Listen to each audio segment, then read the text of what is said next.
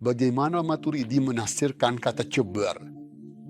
Dia bilang, cebar berarti tukang membetulkan tulang yang patah atau terkilir. Kamu membawa tulang yang sudah hancur dan tidak bisa digunakan lagi, dia mengumpulkan, merapikan, menyatukannya kembali, lalu menyambungkannya hingga bisa berfungsi lagi.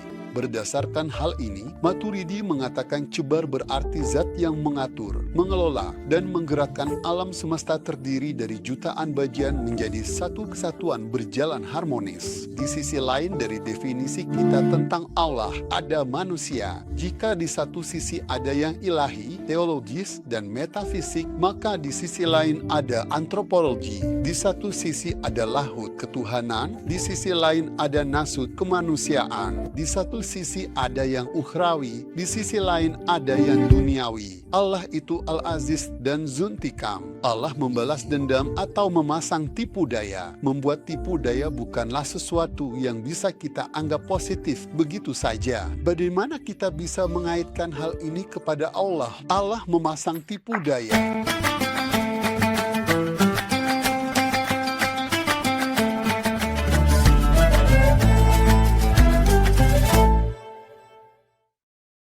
Halo para penonton yang terhormat, selamat datang di Sekolah Istanbul. Kita bahas konsep tilhat dalam surah Al-Araf. Kita kaji berjudul, mengeluarkan eksistensi dari jalurnya. Narasumber kita hari ini adalah Profesor Dr. Saban Ali Dusgun. Halo guru. Shano. Guru saya, ada konsep dalam ayat 180 surah Al-Araf, inspirasi. Anda mendasarkannya pada judul, mengeluarkan eksistensi dari jalurnya. Kita bahas terkait nama-nama Allah. Anda mengaitkannya dengan eksistensi. Jadi, bagaimana Anda mendefinisikannya? Bagaimana?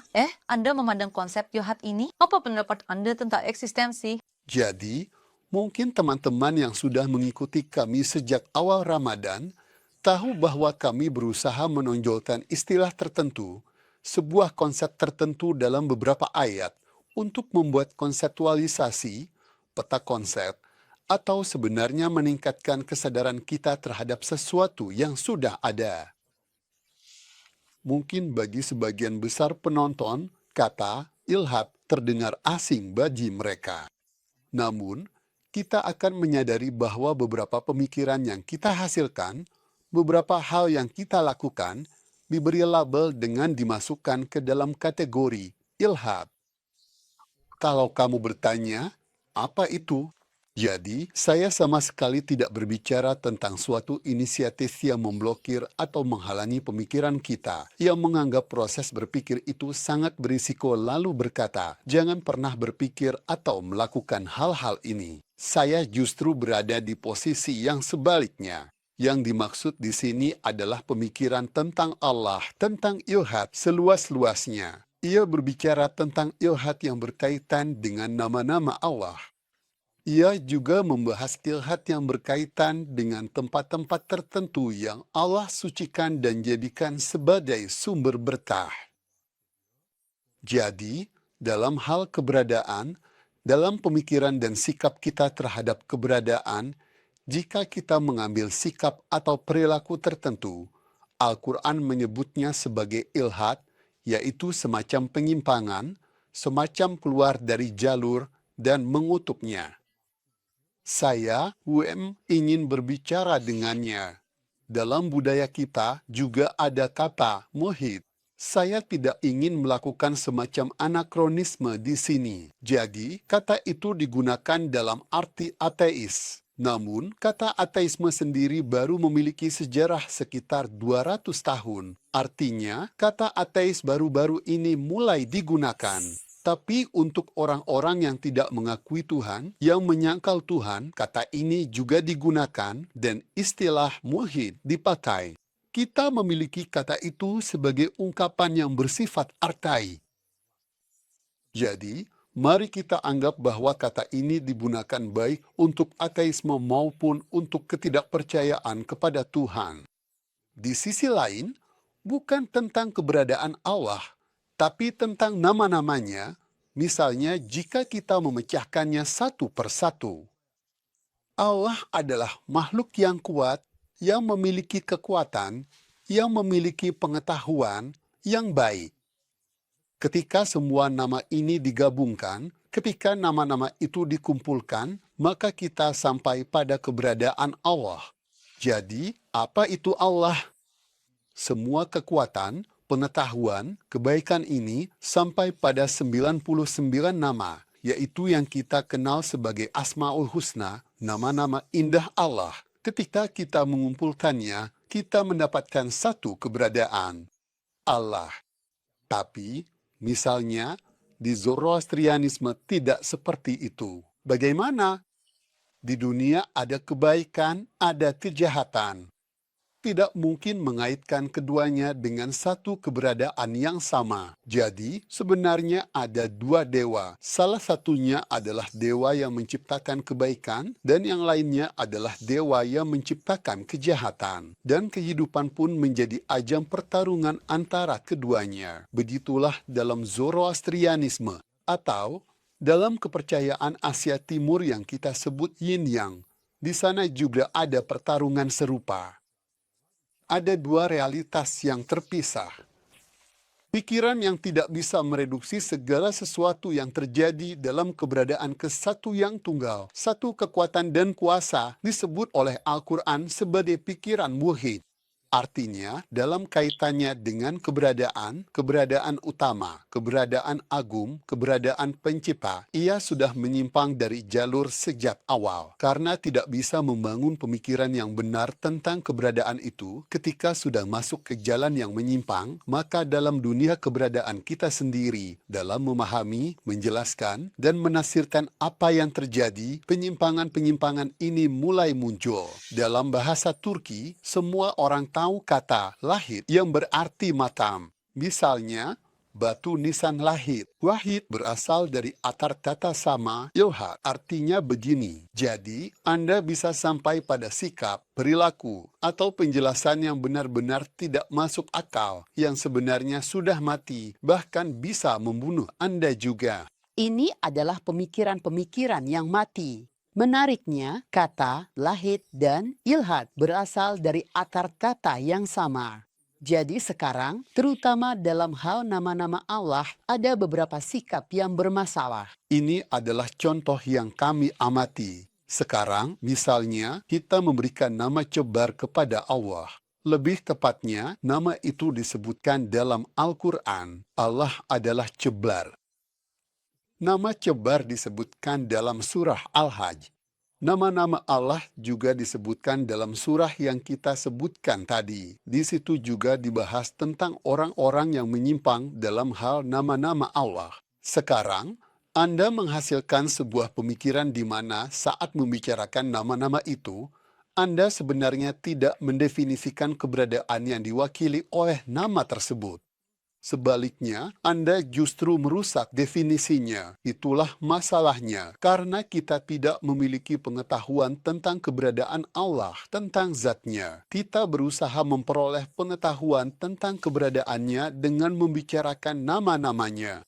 Dia adalah pencipta, pengatur, pemberi rezeki. Semua itu adalah asma, nama-nama Allah. Sebenarnya, kita mencoba menganalisis dan memahami berdasarkan sifat-sifatnya. Ya, kami mencoba dengan cara tertentu menuju zatnya karena Allah Maha Esa. Katakanlah, dialah Allah yang Maha Esa. Artinya, satu yang tiada banding, maksudnya bukan wahid. Kalau Anda bilang wahid, misalnya ini satu, wahid. Anda bawakan satu lagi sebagai hadiah. Jika sama, ada dua wahid. Tapi, tidak ada dua dari Anda tidak bisa menghitungnya, tidak ada padanan angka untuk itu. Jadi, bagaimana saya bisa berbicara tentang suatu eksistensi yang unik, satu-satunya dan tiada bandingannya? Lagi pula, hamba Allah itu Huwa. Artinya, dia selalu Huwa, selalu itu. Dia bukan sosok yang bisa saya sentuh, ajak bicara, atau panggil. Kamu, saya tidak bisa berbagi dimensi fisik yang sama dengannya. Lalu, bagaimana saya bisa berbicara tentangnya? Berbicara tentangnya,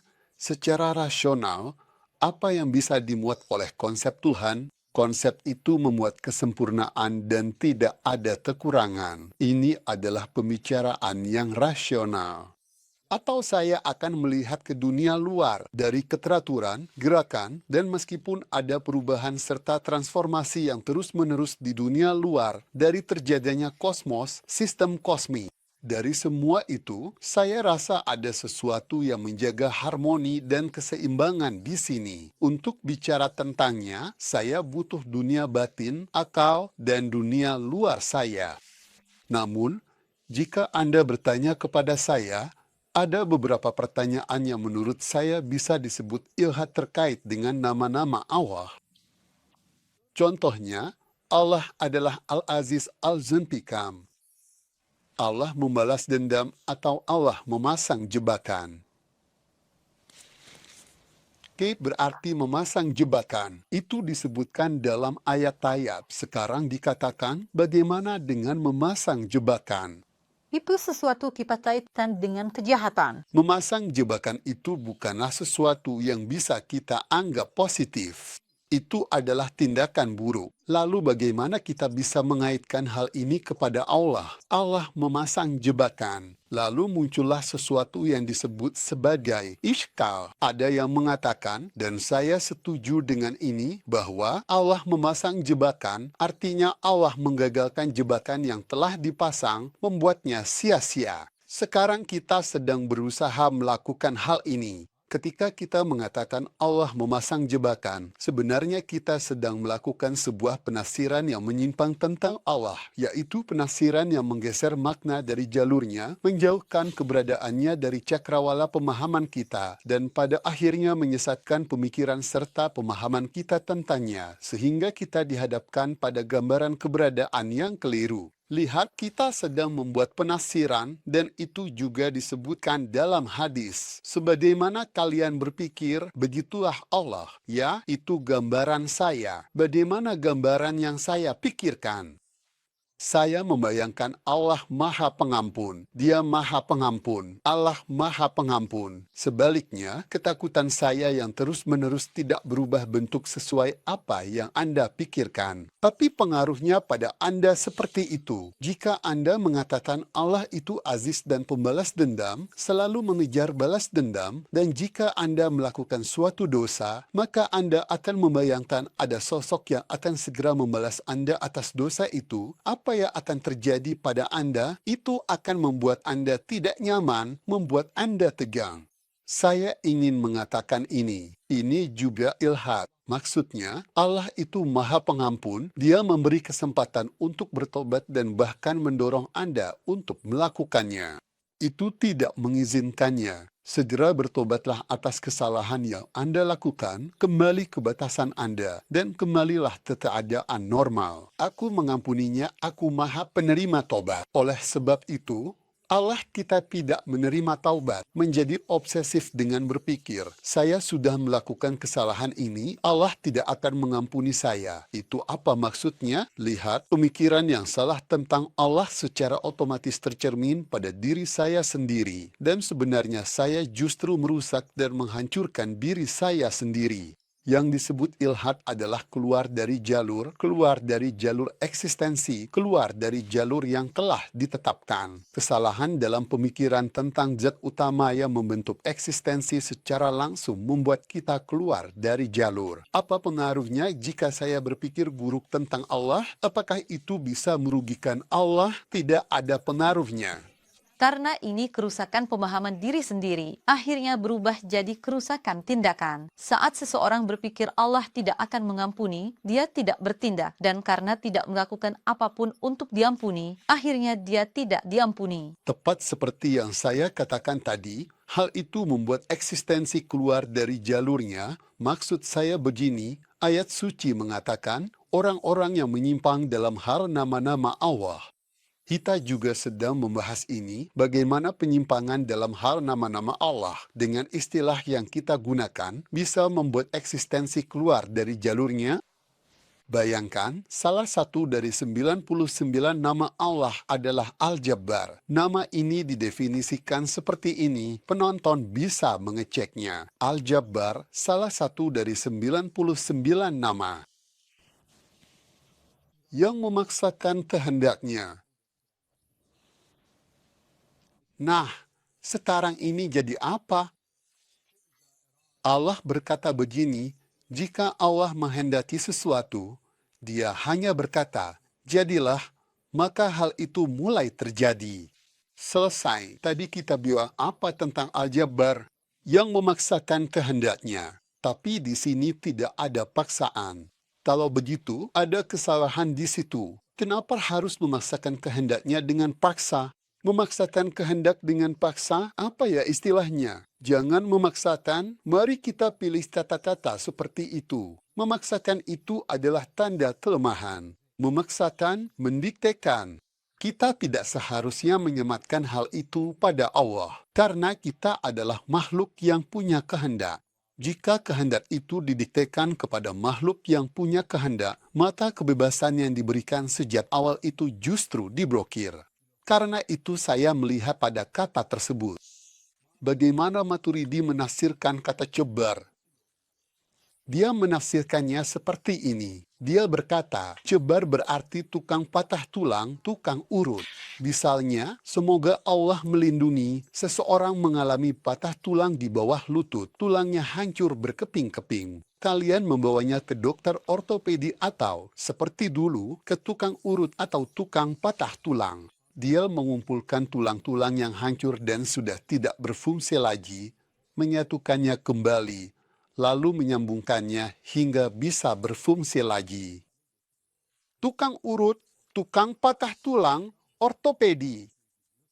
Berdasarkan hal ini, Maturidi mengatakan bahwa cebar adalah sosok yang mengatur, menggerakkan, dan menjalankan alam semesta yang terdiri dari jutaan bagian menjadi satu kesatuan.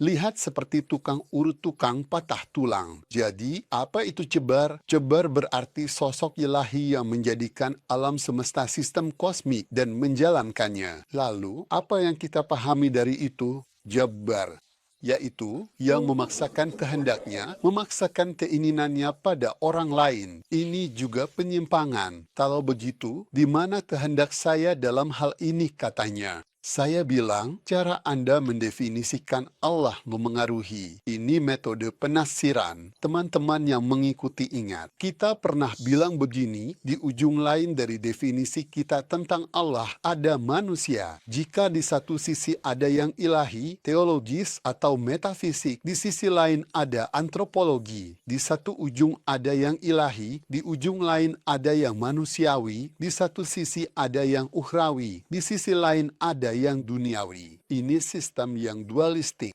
Jadi, bagaimana orang bisa mengeluarkan hidupnya dari jalur yang benar yang kita sebut ilhad? Pikiran, sikap, dan perilaku Anda terhadap keberadaan yang membangun kehidupan, seperti yang ditekankan oleh ayat, akan menentukan inisiatif Anda sendiri dalam menjalani dan mengelola hidup. Sikap yang salah akan mengeluarkan Anda dari jalur hidup yang benar. Sikap yang benar, saya ingat Anda pernah menyebutkannya di program-program kita sebelumnya. Kehidupan yang salah tidak bisa dijalani dengan benar, tidak bisa dijalani sama sekali. Jika Anda telah merancangnya dengan cara yang salah, maka kehidupan itu tidak akan pernah bisa dijalani dengan benar. Oleh karena itu, prinsip-prinsip dasar, kaidah-kaidah, keberadaan, karena keberadaan Allah, baik sebagai wujud maupun sebagai dunia tempat Dia menampakkan dan mewujudkan dirinya, ini sangat Anna Maria Skimmel almarhumah punya sebuah buku berjudul Tanda-tanda Tuhan di Bumi, tanda-tanda di mana Dia menampakkan dirinya. Tentang penemuan tanda-tanda Tuhan, begitu. Ya, tanda-tanda itu semacam bagaimana Anda membuat rute menuju titik akhir yang akan Anda tuju, dan setelah itu Anda mengikuti rutenya tanpa menyimpang sampai mencapai tujuan. Bagaimana Anda membuat peta jalan menuju seseorang yang akan menjalani hidup dengan benar, bahagia, dan sejahtera bersama-sama? Pertama-tama, Al-Quran menginginkan agar terbentuk pemikiran yang benar tentang keberadaan yang menjadi pusat kehidupan, yaitu Allah. Di ujung lain dari pemikiran itu ada manusia. dan agar manusia bisa berjalan dengan mantap menuju tujuan tanpa menyimpang dari jalur itu. Saya akan mengutip dari program-program sebelumnya juga, Pak Ustaz. Saat kita membahas tentang bencana dan musibah, kita pernah menyinggung betapa pentingnya cara kita memaknai dan menafsirkan ketika sebuah musibah menimpa kita. Karena bagaimana kita mengarahkan hidup kita sangat berkaitan dengan sudut pandang kita di situ. Di sini juga, bagaimana persepsi kita tentang Allah, sudut pandang kita terhadapnya, dan seperti apa kita memandang keberadaannya akan memengaruhi bagaimana kita menjalani sisa hidup kita. Jadi, ketika kita memandang Al-Jabbar sebagai kekuatan yang memaksakan kehendaknya, maka persepsi dan pandangan kita tentangnya pun ikut berubah. Seperti Anda katakan, memandang sudut lain dengan definisi berbeda, sudut positif menyatukan, kita akan membentuk hidup sesuai itu. Kita pernah membahas tentang psikologi positif atau negatif, kan? Sebuah sudut pandang positif, pemahaman tentang keberadaannya memberikan kontribusi positif dan mengarahkan sistem yang dibangun, itu penting baik dalam kehidupan individu kita masing-masing, maupun dalam kehidupan masyarakat kita secara keseluruhan. Mari kita tempatkan pemahaman itu dalam kerangka berpikir kita. Jadi, konsep Allah bagi kita adalah konsep yang membangun dan mendukung, dan dalam arti tertentu ayat-ayat itu seolah-olah mengeluhkan kita. Jangan membuat penafsiran yang menyebabkan ilhad, penyimpangan arah terkait nama-namaku. Aku ada di sini untuk kalian, sebagai unsur yang mendukung, sebagai keberadaannya memberi petunjuk. Karena itulah kita membahas ilhad di episode kali ini. Terima kasih banyak, Pak. Anda telah memberikan analisis bagus dengan konsep ini. Terima kasih. Pemirsa yang budiman, hari ini kita telah membahas konsep ilhad dalam konteks surah Al-A'raf. Sampai jumpa di episode berikutnya, tetaplah sehat dan bahagia.